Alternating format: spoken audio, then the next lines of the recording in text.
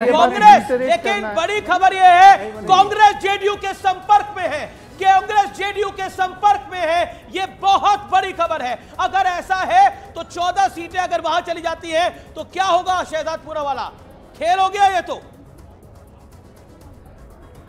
ऐसा है अमीश भाई, अभी तो मैच चल रही है, मैच के बीच में पोस्ट पोल एनालिसिस कैसे मैं कर लूं।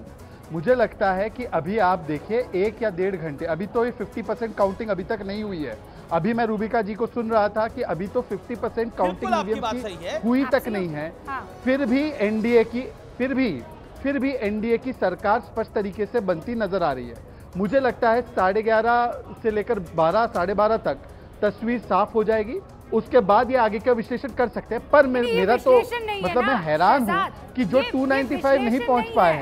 पंकज भार्गव के पास कुछ जानकारी है, पंकज भार्गव के पास चले जाते हैं। पंकज भार्गव ताजा अपडेट क्या है? अमीश एक सेकंड, एक सवाल है। शहजाद, आप ये कह रहे हैं कि 294 पार आप लोग जाएंगे, लेकिन एनडीए सरकार बनाते हुए बीजेपी तो नहीं बना पाएगी ना, खेला तो वहां हो जाएगा। बीजेपी अपना पूर्ण बहुमत नहीं ला पाएगी ना, फिर तो तोड़फोड़ आराम से हो पाएगी। आपको रूबिका जी अभी बज रहे हैं 11, सवा 11 बजे, जहां तक मैं देख सकता हूं। मैं आपको 11:05 बजे हैं। 12:30 बजे भारतीय जनता पार्टी स्वयं स्पष्ट बहुमत पार कर रही होगी और एनडीए की सरकार तीसरी बार बनने जा रही है। 12:30 दोबारा आपसे पूछूंगी, पंकज का रुख कर लेते हैं। ओके शहजाद, एक सेकंड मैं तैयार हूं। अमीश और रूबिका देखिए, सतीश जी और शहजाद तो ठीक है, मैं भी आपका अपना हूं भाई, तो मेरे पास भी बीच बीच में आया कीजिए आप। जो साउथ इंडिया की जरा बात कर लेते हैं। तमिलनाडु की मैं बात आपको बताना चाह रहा था। यहाँ बीजेपी का अकाउंट खुला नहीं है। अगर हम डीएमके और कांग्रेस को मिला लें, पुडुचेरी को मिलाएं, तो 37 सीट्स पे लीड कर रही है डीएमके और कांग्रेस मिलके। एआईएडीएमके सिर्फ 2 और बीजेपी का खाता नहीं खुला है। तो तमिलनाडु में जो है वो कमल नहीं खिल पाया, तो ये बड़ी खबर। तमिलनाडु में कमल नहीं खिल पाया है, लेकिन मैं एक चीज आपसे जानने का प्रयास कर रहा हूं पंकज, जो कि इंपॉर्टेंट है इस समय। एनडीए का नंबर 290 है, इंडिया अलायंस का नंबर 230 पहुंच गया है, सिर्फ 60 सीटों का डिफरेंस यहां पर रह गया है। मैं आपसे जानना चाह रहा हूं कितनी सीटें क्लोज मार्जिन की सीट्स हैं अक्रॉस इंडिया। क्लोज मार्जिन वाली सीट अक्रॉस इंडिया कितनी है, और उसमें बीजेपी एनडीए कहां प्लस है और इंडिया कहां प्लस है?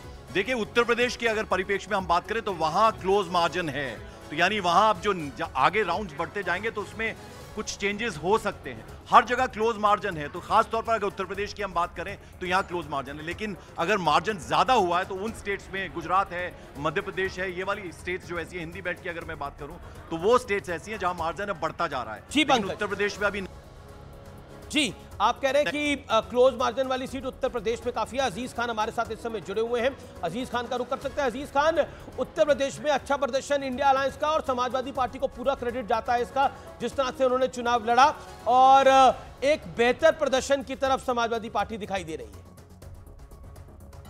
है। अमीश भाई, उत्तर प्रदेश में जो हालात हैं, भाई इको आ रहा, प्लीज ठीक कर दें, ठीक कर लीजिए प्लीज। उत्तर प्रदेश में जो पोजीशन है अमीश भाई, ईमानदारी की बात तो ये है कि आज यही स्थिति दूसरी जगहों पे भी है। अब आहिस्ता आहिस्ता रुझान आ रहा है, और आप देखेंगे 1-1.5 घंटे के अंदर बहुत सारी चीजें स्पष्ट हो जाएंगी। मैं कह रहा हूं, राजस्थान की स्थिति देखें आप, किस तरह दावा किया जा रहा था, तमाम हालात बताए जा रहे थे। महाराष्ट्र में क्या क्या नहीं कहा गया, आप देखें वहां पर भी लगातार यही हालात मिल रहे हैं। मैं कह रहा हूं, वेस्ट बंगाल जिस तरीके से एग्जिट पोल में दिखाया गया, और बीजेपी ने बहुत बड़े स्तर पर दावा किया, यकीन मानिए इसी तरह दावे इन्होंने तमाम जगह किया है। मैं उन दावों को अभी भी कह रहा हूं कि 1-1.5 घंटे के अंदर वो दावा बहुत कुछ पलट जाएगा और बहुत बड़ा बदलाव आने जा रहा है। इलेक्शन कमीशन के मुताबिक, अजीज भाई मैं आपको ये बता देती हूँ, अब तक 8% वोटों की काउंटिंग हुई है, 8% वोटों की, ठीक है। एनडीए जो है वो 269 सीटों पर इस वक्त लीड कर रहा है, इंडिया 178 पर, और ट्रेंड्स जो अभी तक मिले हैं वो 467 सीटों के कुल मिले हैं। मैं ईसीआई के मुताबिक आपको बता रही हूँ इस समय। अगर रूबिका जी, वही मैं कहना चाह रहा हूँ जी कि अभी तो ये बहुत इनिशियल फेज है, और ये तो बहुत इनिशियल फेज है। अभी आप देखिएगा 8% वोट की काउंटिंग होने में ये हालात पैदा हो गए हैं। आप सोचिए कि अभी बहुत राउंड बाकी है। बिल्कुल आपकी बात सही है, जो ट्रेंड होता है वो पता लगता है। अब एनडीए का नंबर 290 से भी नीचे जाता हुआ 290 से नीचे खिसकता हुआ एनडीए का नंबर 280, वही 289 पे आ गया। 290 से नीचे खिसकता हुआ 232 के आसपास इंडिया है। शहजाद पूनावाला, एक बात तो सेट है कि इस बारी बीजेपी की पूर्ण बहुमत की सरकार यहां से अब बहुत कठिन दिख रही है। हम 11:10 पे बैठे हैं। क्या आपको लगता है कि ऐसे में जोड़ तोड़ की सरकार चला पाना आपके लिए कठिन खीर साबित होगा? टेढ़ी खीर है ये। सबसे पहले अमीश जी, एक चीज केवल आप मेरे लिए करिए, आप और रूबिका, कि अजीज खान जी से लिखित में ले लीजिए कि इसके बाद 12:30 बजे ईवीएम को गाली नहीं देंगे। एक बात बोल दीजिए, ऑन रिकॉर्ड कैमरा पर कैप्चर कर दीजिए कि 12:30 बजे ये लोग मिलकर ईवीएम को गालियां नहीं बकेंगे। ये लिखित में ले लीजिए, पॉइंट 1। और पॉइंट 2, अमीश जी, मैं वो हजाम नहीं हूं जो बच्चा पैदा होने से पहले हजामत करना शुरू कर दे। बच्चा पैदा होने दीजिए। 12:30 बजे भारतीय जनता पार्टी स्पष्ट बहुमत पाने वाली है। 12:30 बजे आप कह रहे भारतीय जनता पार्टी स्पष्ट बहुमत पाने वाली है। ये बड़ी बात, ये बड़ी बात कह रहे हैं। एनडीए तो ऑलरेडी बहुमत में है। रूबिका जी 10 जी सेकंड जी जी जी। देखिए, अभी शहजाद ने कहा कि क्या शहजाद भाई, लिखित में कहां से आपने 12:30 का सतीश जी को दिखाइए। अजीज भाई लिखित में दे रहे हैं तो लिख तो लीजिए ना। अब देखिए, ईवीएम को गाली देंगे। अब ईवीएम को गाली देंगे। लेकिन देखने वाली बात यह है कि सत्य प्रकाश जी कहां जाते हैं? सत्य प्रकाश जी, आप एनडीए के साथ दिया जाना चाहिए। सत्य प्रकाश जी, आप एनडीए के साथ हैं या जैसी खबरें आ रही है सोर्सेज के हवाले से कि कांग्रेस आपके साथ संपर्क करने में लगी हुई है? उन तमाम सोर्स को अभी खारिज करिए। 1 बजे का इंतजार करिए। मैं शहजाद पुनेवाले से थोड़ा आधे घंटे का वक्त ज्यादा ले रहा हूं।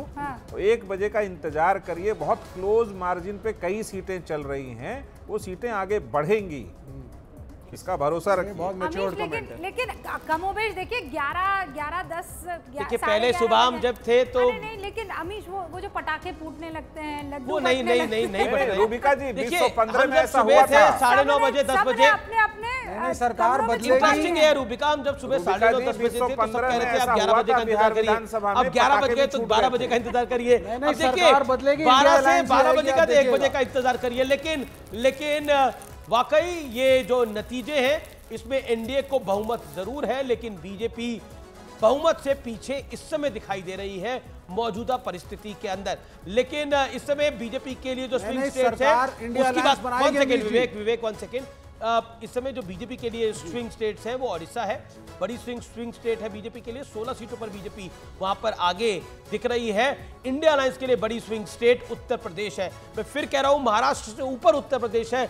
महाराष्ट्र में उम्मीद थी कि इंडिया अलायंस ठीक करेगा, लेकिन उत्तर प्रदेश में बीजेपी को 65-64 सीटों की उम्मीद थी। वहां पर बीजेपी को लगभग 19 सीटों का नुकसान, खामियाजा भुगतना पड़ रहा है। और यही कारण है कि बीजेपी के कई दिग्गज, चंदौली में महेंद्र पांडे हार रहे हैं, खोसी में चुनाव बीजेपी हार रही है। लेकिन इंटरेस्टिंग ये है कि स्मृति ईरानी अब अपनी सीट पर आगे हो गई हैं, कम वोटों सही लेकिन अभी आगे चल रही है। लेकिन कांग्रेस का आंकड़ा अब 100 के करीब अपने बूते पहुंच रहा है। 98 पे कांग्रेस है, 100 के भरोसे बूते कांग्रेस आ रही है, यानी कांग्रेस 100 सीटों पर जीत के आ रही है। यानी नेता प्रतिपक्ष कांग्रेस को इस बार मिलेगा, ये तय है। अच्छा, कुछ जो वीआईपी चेहरे हैं उनमें आपको बता देती हूँ, पीयूष गोयल जो है वो